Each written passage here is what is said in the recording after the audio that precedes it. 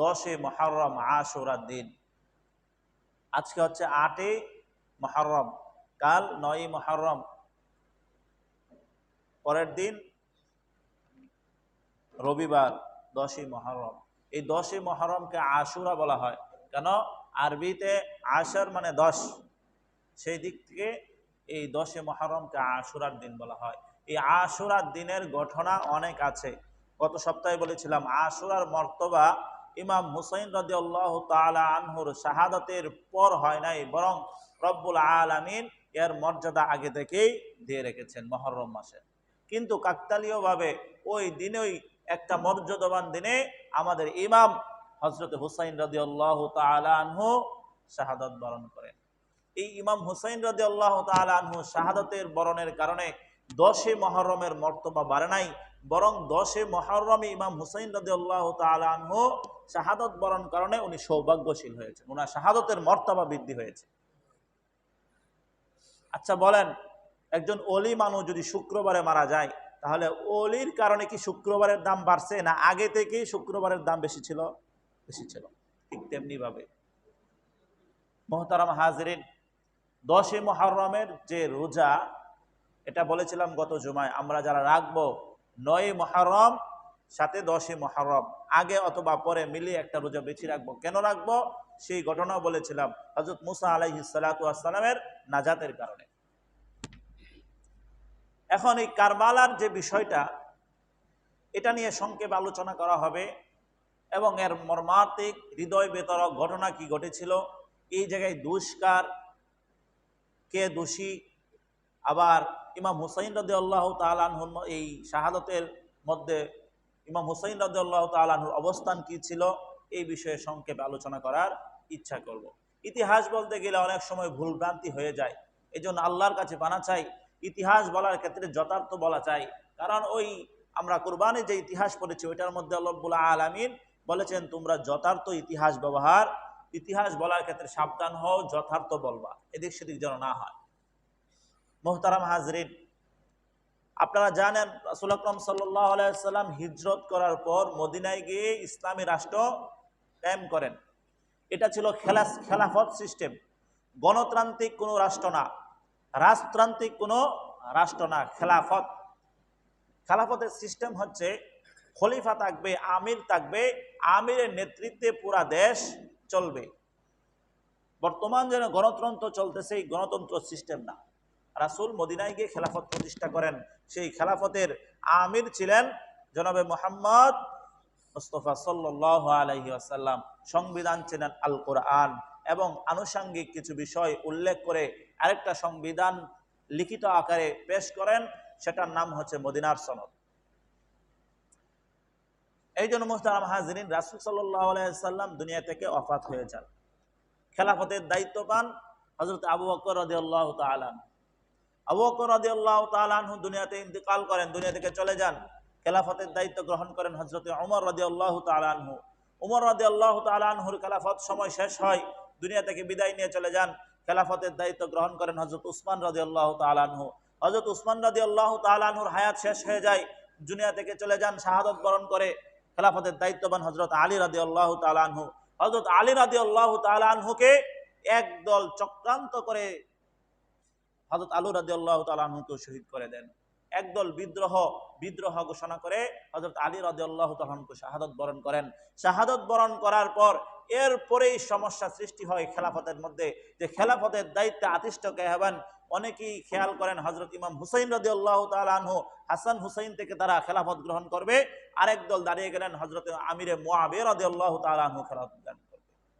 সর্বসম্মতিক্রমে বিভিন্ন ঘটনা পর্যায়ক্রমে হযরত আমিরে মুআবিয়া রাদিয়াল্লাহু তাআলা আনহু, যাকে বলা হয় খাতেবে ওহী, সকল ওই সময় সকল বড় বড় সাহাবীদের থেকে পরামর্শ নিয়ে হযরত আমিরে মুআবিয়া রাদিয়াল্লাহু তাআলা আনহুকে খেলাফতের দায়ভার গ্রহণ করা হয়।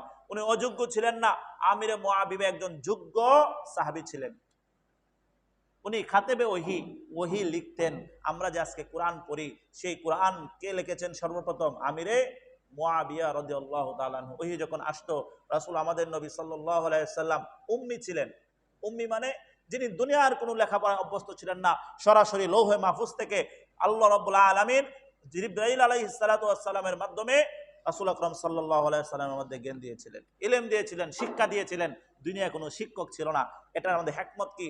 দুনিয়ায় কোনো শিক্ষক যদি থাকে তাহলে দুনিয়ার নিয়ম অনুযায়ী শিক্ষক ছাত্র থেকে শিক্ষকের মর্যাদা বেশি হয়, রাসূলের থেকে দুনিয়াতে মর্যাদাবান ব্যক্তি হবে এটা হতে পারে না। এই জন্য রাসূল ছিলেন উম্মি, উনি লিখতে পারতেন না, ওই ওহীগুলা লিখতেন হযরতে আমিরে মুআবিয়া রাদিয়াল্লাহু তাআলা আনহু। তাহলে উনার মর্তবা কম না বেশি? বেশি, অনেক বেশি। উনার খেলাফতকালে কোনো দ্বিমত পোষণ ছিল না, যদিও ছিল কিছু না কিছু, ওটা সমস্যা মীমাংসা হয়ে গেছিল। উনি বহুকাল পর্যন্ত একটা রাজত্ব করেন এবং ওই শাসন আমলে মুসলমানদের মধ্যে অনেক কিছু অর্জন হয়, মুসলমানদের অনেক রাষ্ট্র মুসলমানদের অধীনে চলে আসে এবং শান্তি শৃঙ্খলা বিদ্যমান ছিল। আমিরে মুআবিয়া হযরত আলী রাদিয়াল্লাহু তাআলা আনহুর পরে খেলাফত লাভ করেন। আমিরে মুআবিয়া রাদিয়াল্লাহু তাআলা আনহু যখন বয়োবৃদ্ধ হয়ে গেলেন, বয়স্ক হয়ে গেলেন, মৃত্যু শয্যায় শায়িত, তখন নিয়ম হচ্ছে পরবর্তী খেলাফত কার হবে তার নাম ঘোষণা করে দেওয়া। আমিরে মুআবিয়া অনেক ফিকির করলেন, চিন্তা করলেন।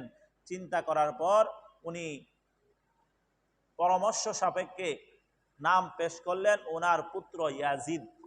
ওনার পুত্র ইয়াজিদ। ঐতিহাসিকগণ লেখেন তখন পর্যন্ত ইয়াজিদের ব্যাপারে কোনো দ্বিমত পোষণ ছিল না এবং ইসলাম বিরোধী কোনো কাজ তখন পর্যন্ত ইয়াজিদ করে নাই এবং তিনি যোগ্য ছিলেন। ইয়াজিদ ওই সময় কি ছিল? রাষ্ট্র পরিচালনা করার ক্ষেত্রে যোগ্য ছিল। তবে পরহেজগারি, বুজুর্গি এবং উচ্চ মর্যাদার দিক থেকে অধিক ছিল নবী আকরাম সাল্লাল্লাহু আলাইহি সাল্লাম নাতি হাসান এবং হুসাইন।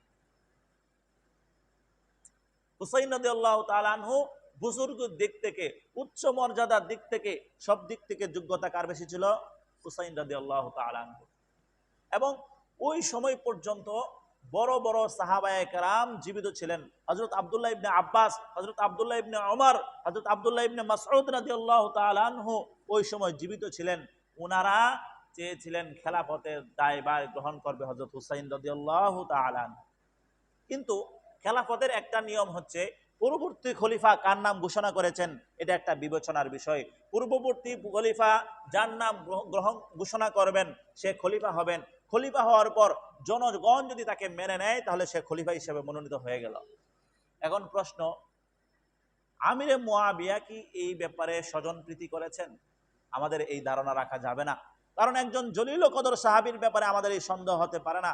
যদি এই সন্দেহ করি তাহলে আমিরে মুআবিয়ার ব্যাপারে আমাদের প্রশ্নবিদ্ধ হয়, ওনাকে সন্দেহ সৃষ্টি হয়, উনি একজন বড় সাহাবী হয়ে এই কাজ করতে পারে না। তাহলে কেন ওনার ছেলে পুত্রকে দিলেন? কারণ ইতিহাস বলে ওই সময় ইয়াজিদ এক জায়গার গভর্নর ছিলেন এবং ইয়াজিদকে দিয়ে তার পিতা অনেক যুদ্ধ পরিচালনা করিয়েছেন, সেনা প্রধান হিসাবে পাঠিয়েছেন। ইয়াজিদ যুদ্ধ করে মুসলমানদের বিজয় চিনিয়ে নিয়ে আসছেন এবং উনি আমিরে মুআবিয়া খেলাফতের সিস্টেম হচ্ছে যে খলিফা হবেন সে সবচেয়ে বড় মসজিদের জুমার খুতবা দিবেন। এখন তো আমাদের এই সিস্টেম নাই, কারণ তারা এই যোগ্যতা রাখে না। আমাদের রাষ্ট্রপ্রধান যারা তারা এই যোগ্যতাই রাখে না। আমিরে মুআবিয়া রাদিয়াল্লাহু তাআলা আনহু একদিন মসজিদের মিম্বরে দাঁড়িয়ে খুতবা দিলেন, হে আল্লাহ, আমার পুত্র যদি খেলাফতের যোগ্য হয় তাহলে তুমি তাকে মনোনীত করো, আর যদি যোগ্য না হয় তাকে তুমি খেলাফতের দায়িত্ব থেকে তুমি সরিয়ে দিও। আল্লাহর কাছে দোয়া করেছেন। তাহলে এর থেকে বোঝা যায় আমিরে মুআবিয়া এই জায়গায় কোনো দোষ নেই। এখন কথা হচ্ছে, আমিরে মুআবিয়া যখন খলিফার আদিষ্ট হলেন, বসলেন, রাষ্ট্র পরিচালনা করতেছেন, তখন এক দল বের হলো যারা হযরত হুসাইন রাদিয়াল্লাহু তাআলা আনহুর হাতে বায়াত হতে চায়।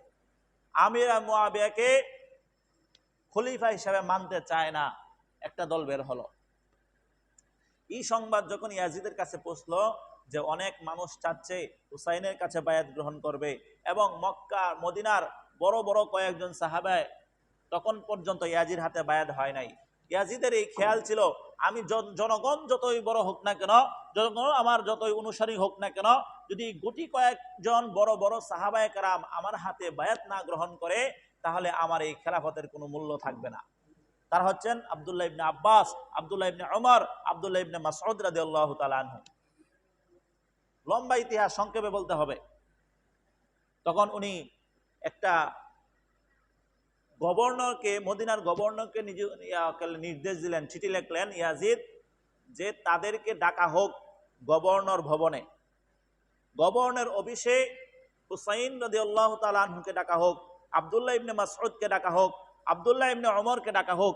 ডাকানোর পরে আমার মাধ্যমে আমারকে যেন খলিফা হিসেবে মানে সেই বায়াত তোমরা গ্রহণ করো।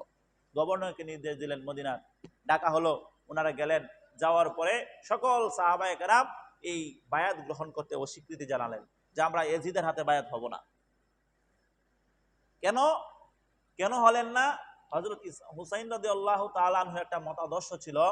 উনি ভাবলেন যে ইয়াজিদ যদিও রাষ্ট্র পরিচালনা করতে সক্ষম, কিন্তু দুনিয়ার মানুষ আস্তে আস্তে এই অভ্যস্ত হবে যে রাজার ছেলে রাজা হবে, খলিফার ছেলে খলিফা হবে, এটা হতে দেওয়া যাবে না। আমিরে মুআবিয়া খলিফা ছিলেন, খেলাফত ব্যবস্থায় আদিষ্ট ছিলেন।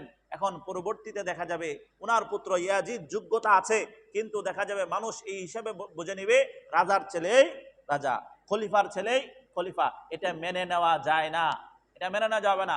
পরবর্তীতে খেলাফত সিস্টেমের সমস্যা হতে পারে। এটা ছিল হযরত হুসাইন রাদিয়াল্লাহু তাআলা আনহুর চিন্তাধারা।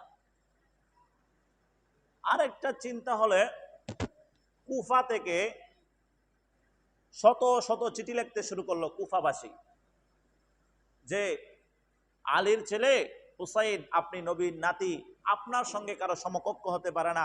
আমরা লাখো লাখো মানুষ আপনার হাতে বায়াত করতে প্রস্তুত আছি, আপনি কুফায় চলে আসেন। কুফায় আসলে আমরা সবাই আপনার হাতে বায়াত করব, ইয়াজিদের ব্যাপারে আমরা বিদ্রোহ করব। কাকে চিঠি লিখলেন? হুসাইন রাদিয়াল্লাহু তাআলা আনহু। হুসাইন রাদিয়াল্লাহু তাআলা আনহু যখন এই খবর পাইলেন, তখন মদিনার মধ্যে ওনার থাকার অবস্থা ছিল না। কেন?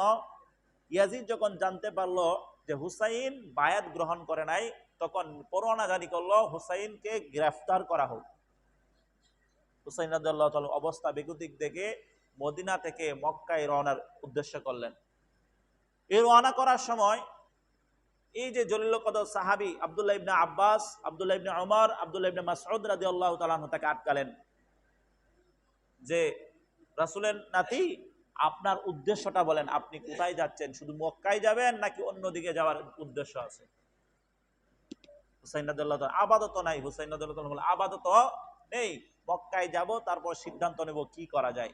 আর মনে মনে একটা খেয়াল ছিল যে যেহেতু লাখো লাখো মানুষ আমার জন্য, আমার কাছে বায়াত গ্রহণ করার জন্য কুফা থেকে চিঠি লিখছেন, পরবর্তীতে মদিনায় মক্কায় গিয়ে সিদ্ধান্ত নেওয়া যেতে পারে যে কুফায় যাব কিনা। আব্দুল্লাহ ইবনে আব্বাস ছিল রয়ুসুল মুফাসসিরিন, মুফাসসিরিনদের সর্দার।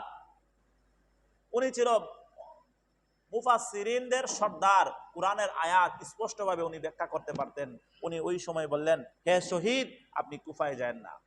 হুসাইন বলে নাই, বলছেন কি, হে শহীদ, আপনি কুফায় অবস্থান করবেন না। হুসাইন রাদিয়াল্লাহু তাআলা তার পরিবার নিয়ে মক্কায় চলে আসলেন।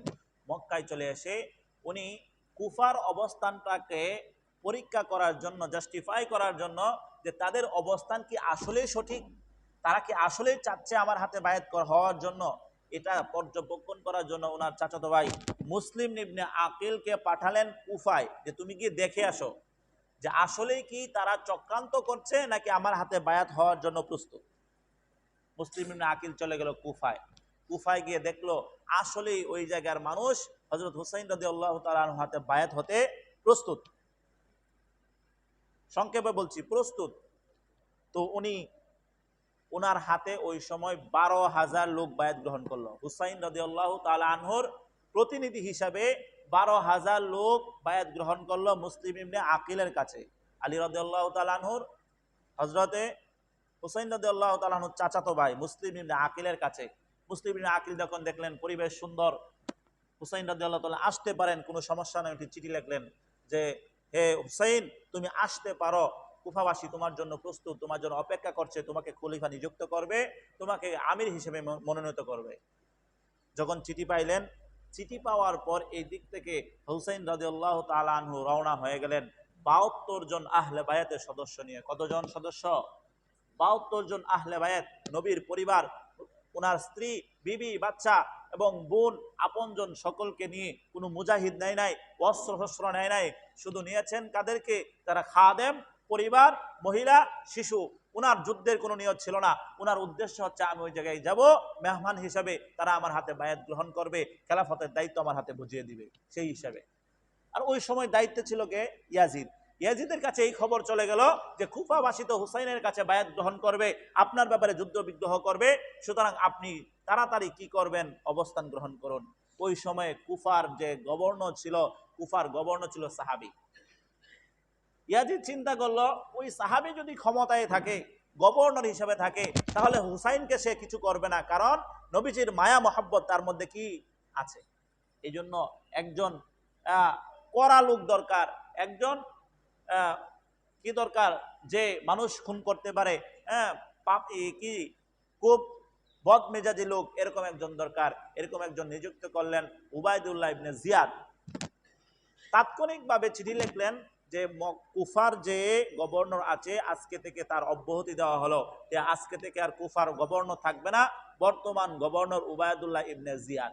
বর্তমান গভর্নর উবাইদুল্লাহ ইবনে জিয়াদ, যে নিচে থেকে একেবারে উচ্চ লেভেলে প্রমোশন পেয়ে যায় রাতারাতি। সে বলেন তার মালিকের জন্য কতটুকু করবে, অনেক বেশি। সে যখন শুনলো কুফার গভর্নর হয় উবাইদুল্লাহ ইবনে জিয়াদ, যে মুসলিম ইবনে আকিলের কাছে 12,000 অলরেডি বায়াত গ্রহণ করছে, এখন সে মুসলিম ইবনে আকিলকে গ্রেফতার করলো উবাইদুল্লাহ ইবনে জিহাদের নেতৃত্বে। গ্রেফতার করার পর ওনাকে গভর্নর ভবন থেকে ফেলে দিয়ে হত্যা করা হলো। ওই দিক থেকে যে যুদ্ধের ওই দিক থেকে কুফার পরিস্থিতি পরিবর্তন হয়ে গেছে, এটা আবার হুসাইন রাদিয়াল্লাহু তাআলা আনহুর জানা নাই। উনি তো রওনা হয়ে গেছেন, আসতেছেন কুফার দিকে। উবাইদুল্লাহ ইবনে জিয়াদ যখন মুসলিম ইবনে আকিলকে হত্যা করে ফেললো, এই অবস্থা দেখে কুফার মানুষ আবার পল্টি লয়ে লেছে। কিছু মানুষ আওয়ামী লীগ থেকে এখন বিএনপি হয়েছে না, ওইভাবে বোঝেন। ওই সময় কুফার মানুষ আবার পল্টি লইয়া সবাই উবাইদুল্লাহ ইবনে জিয়াদের কাছে আত্মসমর্পণ করে, সিলিন্ডার করে সকলে কি করলেন, আবার ওই ইয়াজিদের কাছে বায়াত গ্রহণ করলেন। ওদের নাম হচ্ছে শিয়া। ওরা কারা? শিয়া। ওই শিয়ারা হুসাইন রাদিয়াল্লাহু তাআলা আনহুকে চক্রান্ত করে, ষড়যন্ত্র করে কুফায় ডাকেন, চিঠি লেখেন যে আপনার কাছে বায়াত হবো, এ কথা বলে। আবার যখন দেখেন অবস্থা বেগতিক, তখন তারা আবার পল্টি নিয়ে ইয়াজিদের কাছে বায়াত হয়ে গেল। এদিক দিয়ে তো উনি চিঠি পাইলেন যে কুফার অবস্থা ভালো, যোগাযোগ ব্যবস্থা এরকম নাই, রাতারাতি খবর হয়ে যাবে। উনি আসতেছেন উনার বাহিনী নিয়ে। তো সবাই যখন পরিবেশ পাল্টে গেল, উবাইদুল্লাহ ইবনে জিহাদের নেতৃত্বে যখন সেনাবাহিনীর শাসন চলতেছে, সেনা শাসন চলতেছে কুফার মধ্যে। যখন হুসাইন রাদিয়াল্লাহু তাআলা আনহু কারবালার প্রান্তর পর্যন্ত পৌঁছলেন, উবাইদুল্লাহ ইবনে জিয়াদের কাছে সংবাদ লিখলেন ইয়াজিদ, যে হুসাইনকে ওই পর্যন্তই আটকিয়ে দাও, সামনে আসতে দিও না, তাকে কুফায় নিতে দিও না, কারণ যখন লিডারকে আবার সামনে পাবে তখন তারা আবার উল্টে যেতে পারে। এই জন্য নেতাকে আবার তাদের সামনে যাইতে দেয় নাই, মাঝপথে আক্রমণ করার আটকিয়ে দেওয়ার জন্য উনার নির্দেশ থেকে সে যেন কুফায় অবস্থান যেন না করতে পারে, তাকে গ্রেফতার করা হোক, এই পর্যন্ত নির্দেশ ছিল ইয়াজিদের। কার দোষ কার গুণ পরে বিবেচনা করব। ইয়াজিদের নির্দেশ ছিল হুসাইনকে যেন কুফায় না যেতে পারে, তোমরা গ্রেফতার করে রাখো। উবাইদুল্লাহ ইবনে জিয়াদ বলেন নতুন গভর্নর হয়েছে, এখন প্রশাসনের কাছে, রাষ্ট্রপ্রধানের কাছে ভালো সাজার জন্য সে আরেকটু বেশি কঠোর হইল। সে নির্দেশ দিল 5,000 সেনাবাহিনী পাঠিয়ে দিল যে হুসাইনকে সামনে আসতে দিবা না, সামনে অবরুদ্ধ করলো। অবরুদ্ধ করার পর হুসাইন রাদিয়াল্লাহু তাআলা আনহু বললেন, হুসাইন রাদিয়াল্লাহু তাআলা আনহুকে প্রস্তাব দিলেন যে আপনি ইয়াজিদের কাছে বায়াত গ্রহণ করুন, অন্যথায় আপনাকে এই পর্যন্ত আটকে দেওয়া হবে, সামনে দেওয়া হবে না। হুসাইন রাদিয়াল্লাহু তাআলা আনহু বললেন যে কম্প্রোমাইজের রাজনীতি আমি করি না, হকের পথে থাকবো, হকের পথে থাকা অবস্থা যদি শাহাদত বরণ করা লাগে শাহাদত বরণ করব, কিন্তু এই হককে ছেড়ে দিয়ে তোমাদের তরবারির ভয়ে, তোমাদের আমাকে মেরে ফেলবা কিনা এই ভয়ে আমি আমার পথ থেকে আমি বিচ্যুত হব না। আমি আমার অবস্থানের উপর অটল। আমি মুআবিয়ার, আমি ইয়াজিদের কাছে রাষ্ট্রের দায়িত্ব দিতে পারি না।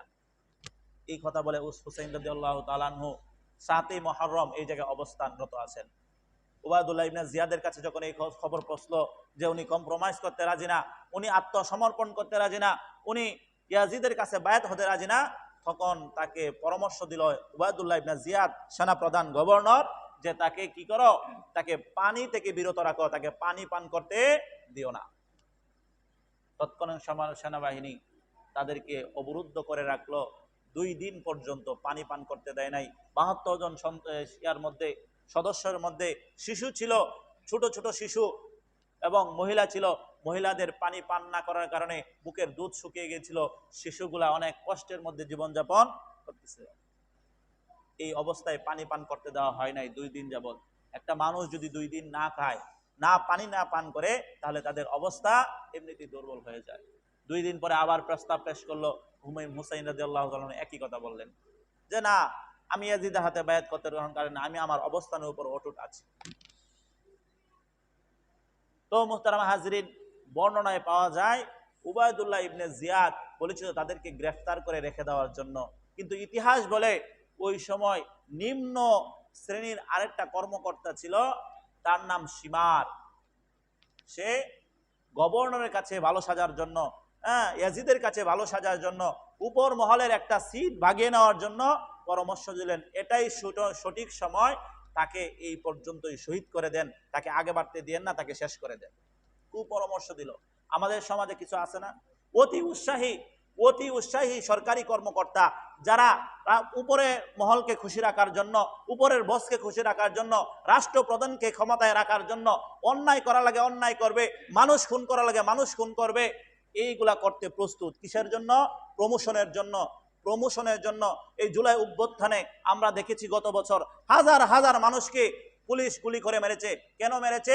শুধু চাকরি এই কারণেই না, তার দৃষ্টি আকর্ষণ যেন সরকারে করতে পারে, তার অবদান ছিল এই, সে মানুষ মেরেছে সরকারকে টিকিয়ে রাখার জন্য।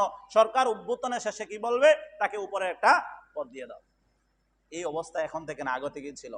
এই সীমার এই পরামর্শ দিল যে তাকে শেষ করে দেন, যদি শেষ করতে পারেন তাহলে তার বিরোধী দল অর্থাৎ বড় একটা অংশ ইয়াজিদকে যে ক্ষমতা থেকে নামাবে, সেই প্রতিপক্ষ আর থাকবে না।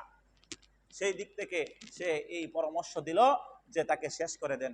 সীমারের বর্ণনা কুপরামর্শ শুনে উবায়দুল্লাহ ইবনে জিয়াদ বললেন, ঠিক আছে, তাকে তার সঙ্গে যুদ্ধের ঘোষণা দাও। হযরত হুসাইন রাদিয়াল্লাহু তাআলা আনহু কাছে যুদ্ধের প্রস্তাব দিল, যে তোমার কাছে যুদ্ধ প্রস্তাব দিলাম। ইমাম হুসাইন রাদিয়াল্লাহু তাআলা আনহু 3টা প্রস্তাব দিলেন। দেখো, আমি যুদ্ধ করতে আসি নাই, আমাকে ইয়াজিদের কাছে যেতে দাও, ইয়াজিদ পর্যন্ত আমাকে পৌঁছে দাও। যদি এটা না করো, আমাকে মক্কায় ফিরে যেতে যাও। যদি মক্কায় ফিরে যেতে না দাও, আমাকে মুসলিম কোনো রাষ্ট্রে পাঠিয়ে দাও, যে জায়গায় অমুসলিমদের সঙ্গে যুদ্ধ করে আমি শাহাদত বরণ করতে চাই। আমি মুসলমান হয়ে মুসলমানদের সঙ্গে যুদ্ধ লিপ্ত হতে চাই না। হুসাইন রাদিয়াল্লাহু তাআলা আনহুর প্রস্তাব ছিল সুন্দর, যৌক্তিক, যেন মুসলমানদের মধ্যে দাঙ্গা হামলা না লাগে। ইমাম হুসাইন রাদিয়াল্লাহু তাআলা আনহুর কোনো পরামর্শই তারা শোনেন নাই, বলছেন আপনারা যুদ্ধের জন্য রেডি হন। এখন বলেন, সদস্য সংখ্যা মাত্র 72 জন, তাদের মধ্যে শিশু, অধিকাংশই মহিলা, আর কয়েকজন খাদেম আছে, তারা কি যুদ্ধ করবে?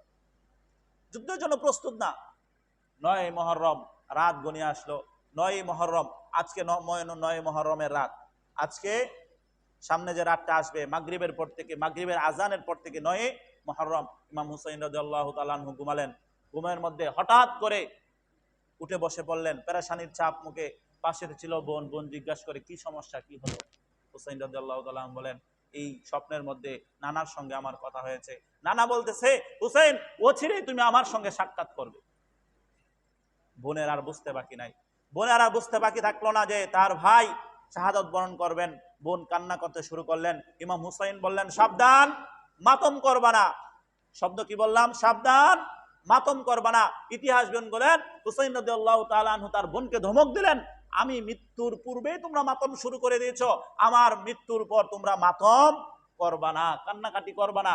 এই জায়গা থেকে শিক্ষা হচ্ছে যে আশুরা মানে মাতম না, আশুরা মানে তাজিয়া মিছিল না, আশুরা মানে হিন্দু আনিক সংস্কৃতি না। আশুরা মানে একদল আছে যারা মাতম করে।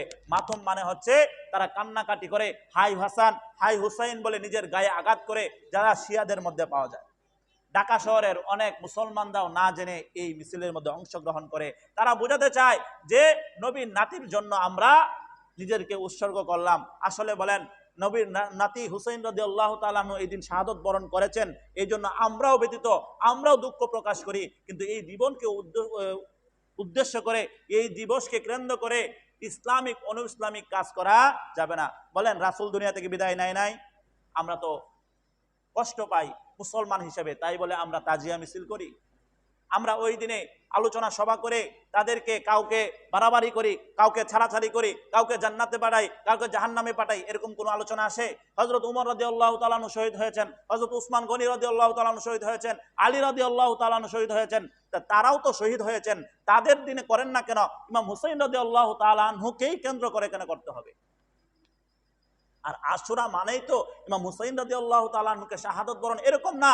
ইতিহাস পরিচালনা করা যায়, দেখেন এই আশুরার দিন আগে থেকেই মর্যাদা বান ছিল। তবে হ্যাঁ, নবীর নাতি ইমাম হুসাইন রাদিয়াল্লাহু তাআলা আনহু শাহাদাতের কারণে আমরা কষ্ট পাই। যেমন কষ্ট পেয়েছি রাসূল আকরাম সাল্লাল্লাহু আলাইহি ওয়াসাল্লাম ইন্তেকালের কারণে, যেমন কষ্ট পেয়েছি উমর রাদিয়াল্লাহু তাআলা আনহু ইন্তেকালের কারণে, যেমন কষ্ট পেয়েছি হযরত আলী উসমান রাদিয়াল্লাহু তাআলা আনহুর শাহাদাতের কারণে, যেমন কষ্ট পেয়েছে হযরত হাসান রাদিয়াল্লাহু তাআলা আনহুর কষ্টের কারণে। হযরত হাসান রাদিয়াল্লাহু তাআলা আনহুকে শাহাদাত করা হয়েছিল বিষ পান করিয়ে।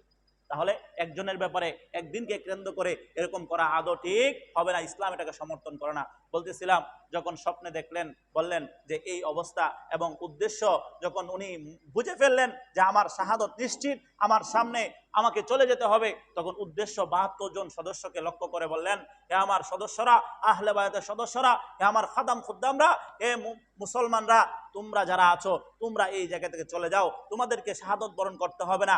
আমি হুসাইন যদি থাকি তাহলে আমাকে আটকে রাখবে, তোমাকে আটকে রাখবে না। তারা জবাব করলেন, এটা আপনি কি বললেন?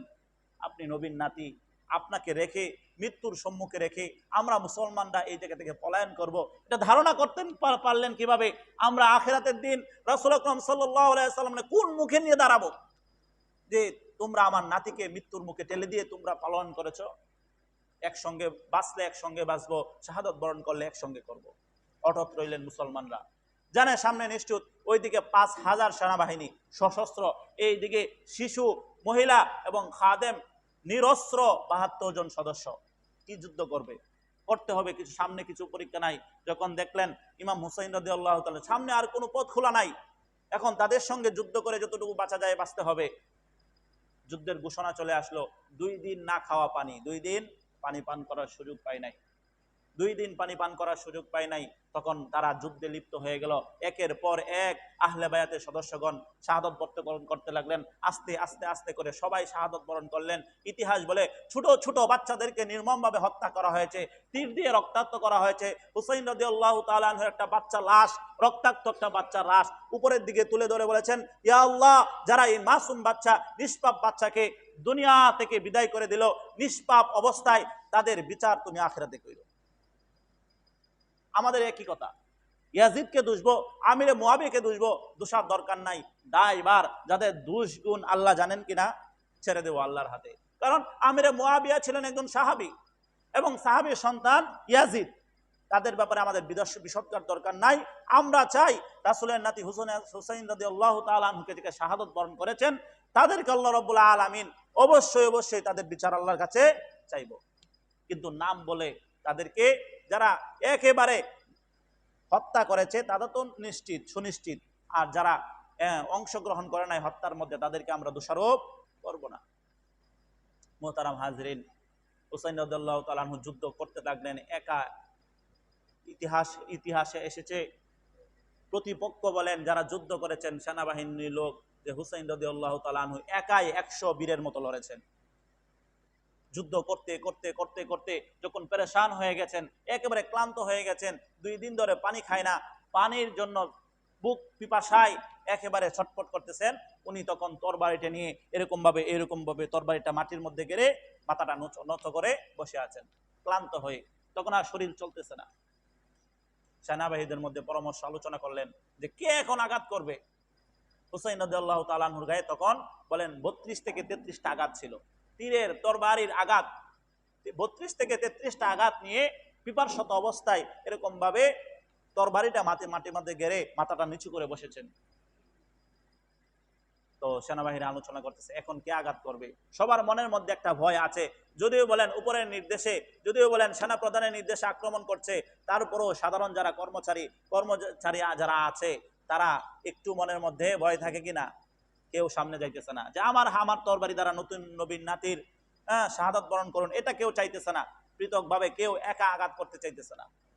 ওই যে সীমার ছিল, সীমার সে সর্বপ্রথম গিয়ে আঘাত করে, ইতিহাসের মধ্যে আছে এক আঘাতে হুসাইন রাদিয়াল্লাহু তাআলা আনহুর গর্দানটা আমার শরীর থেকে আলাদা করে দেয়।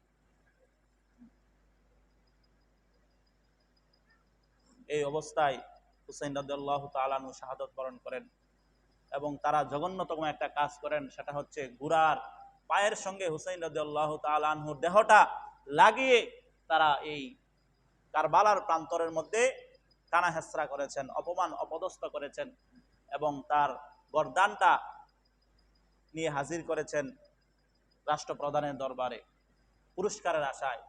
কিন্তু যখন হুসাইন রাদিয়াল্লাহু তাআলা আনহুর গর্দান দেখলেন এভাবে রাষ্ট্রপ্রধানের কাছে নিয়ে গিয়ে হয়েছে, তখন তিনি তাদেরকে উৎসাহিত করেন নাই। তিনি প্রথমেই হতভম্ব হয়ে গেছেন যে উনি তো আসলে শাহাদাতের নিয়তে হত্যা করার জন্য নির্দেশ দেয় নাই। যাই হোক, ঘটনা যা হওয়ার হয়ে গেছে, এই জন্য ইয়াজিদকে আমরা ওইরকম ভাবে দোষারোপ করব না, আবার তাকে গুণীও বলবো না। যদি গুণী বলতে চাই তাহলে সে যে যাদের অধীনে এই তাদেরকে হত্যা করা হয়েছে তাদের বিচার তো নিশ্চিত করে নাই।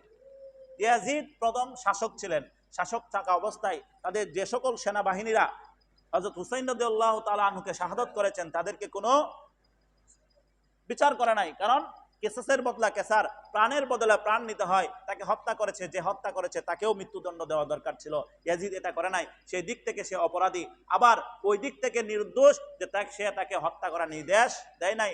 তারপরও রাষ্ট্রপ্রধানের সময় কোনো হত্যাকাণ্ড হলে এর দার বাই কিছুটা রাষ্ট্রপ্রধানের ঘাড়ে ধরে হয় কিনা? আবু সাইদকে সরাসরি শেখ হাসিনা গুলি করেছিল, কিন্তু সে ক্ষমতা থাকা অবস্থায় তার নির্দেশে অন্যরা গুলি করেছে, দায়ভার কার উপর? এরকম সরকারের উপর। ঠিক তেমনি ভাবে ইয়াজিদ একেবারে নিষ্পাপ বলতে পারে না, আবার তাকে আদালতের কাঠগড়াও দাঁড়াতে পারবো না। আর ঠিক তেমনি ভাবে ইয়াজিদের যে পিতা তাকে যে শাসন ক্ষমতার মধ্যে বসিয়েছেন আমিরে মুআবিয়া রাদিয়াল্লাহু তাআলা আনহু, উনাকে কোনো রকম কলঙ্কিত করা যাবে না, উনার ব্যাপারে কোনো রকম প্রশ্ন করা যাবে না। উনি একজন জলিল কদর সাহাবী, উনাকে কোনো রকম প্রশ্নবিদ্ধ করা যাবে না। ইয়াজিদের ব্যাপারটা আল্লাহর কাছে ছেড়ে দিলাম। এই জায়গায় দোষী হচ্ছে সীমার, এই জায়গায় দোষী হচ্ছে উবায়দুল্লাহ ইবনে জিয়াদ, উবায়দুল্লাহ ইবনে জিয়াদ। তাদের বিচার আমরা চাইব। এবং মুহতারাম হাজরিন, এই কারবালার ইতিহাস থেকে আমাদের শিক্ষা হচ্ছে কোন সময় শত্রু পক্ষের কাছে নিজের জানের বিনিময়ে অপরাধকে মেনে নেওয়া যাবে না। হুসাইন রাদিয়াল্লাহু তাআলা রক্ত দিয়েছেন, নিজেকে শহীদ করে দিয়েছেন, তারপরও অন্যায়ের কাছে আপোষ করে নাই। এই আশুরা মানে আমাদের কাছে যেমন একটা গুরুত্বপূর্ণ দিন আমলের দিক থেকে, ঠিক তেমনি ভাবে বেদনার দিক থেকেও কোনো অংশে কম না। এই দিনে হযরত মুসা আলাইহিস সালাম মুক্তি লাভ করছেন, সেই হিসাবে এটা খুশির দিন। কারণ মুসা আমাদের নবীদের মধ্যে, রাসূলদের মধ্যে বড় একজন নবী। আবার এই দিনেই হুসাইন রাদিয়াল্লাহু তাআলা আনহু শাহাদাত বরণ করেছেন, সেই দিক থেকে বেদনার দিন। আবার এই দিনেই হযরতে আদম আলাইহিস সালাতু ওয়াস সালাম দোয়া আল্লাহ রাব্বুল আলামিন কবুল করেছেন, জান্নাতে ওই ফল খাওয়ার পরে দুনিয়াতে পাঠিয়েছেন। দোয়া করতেছিলেন, কবুল হচ্ছে না, আরাফার ময়দানে ওই আশুরার দিন আল্লাহ রাব্বুল আলামিন দোয়া কবুল করেন। হযরত নূহ আলাইহিস সালাতু ওয়াস সালামের কবর ইতিহাস জানেন, প্লাবনের সময় নৌকা যখন ভাসতেছিল তখন এই 10 মুহররমের দিন যদি পাহাড়ে ওই নৌকা লেগেছিল, সেই হিসাবে এই দিনটা যেমন খুশির, আর ইমাম হুসাইন রাদিয়াল্লাহু তাআলা আনহুর শাহাদাতের কারণে এই দিনটা হৃদয় বিদারক। আমাদের এখন করণীয় কি? আমরা স্বাভাবিক জীবন যাপন করব, এই দিনে আমল করব, ইমাম হুসাইন রাদিয়াল্লাহু তাআলা আনহুর জন্য দোয়া করব। কিসের দোয়া? রব্বুল আলামিন যেন তার শাহাদাতের মর্তবা বৃদ্ধি করেন। জান্নাত লাভ করার দোয়া দরকার নাই, তারা তো সার্টিফিকেট প্রাপ্ত, জান্নাতের সর্দার, যুবকদের সর্দার হবে ইমাম হুসাইন রাদিয়াল্লাহু তাআলা আনহু। তাহলে কি ওনাদের মর্তবা যেন বৃদ্ধি পায়। আর যারা এই হত্যাকাণ্ড ঘটিয়েছে রব্বুল আলামিন যেন তাদেরকে যথাযথ শাস্তি পরকালে দেয়। আল্লাহ রব্বুল আলামিন আমাদেরকে এই আশুরার সম্পর্কিত সকল আলোচনা বুঝে এবং ইসলাম বিরোধী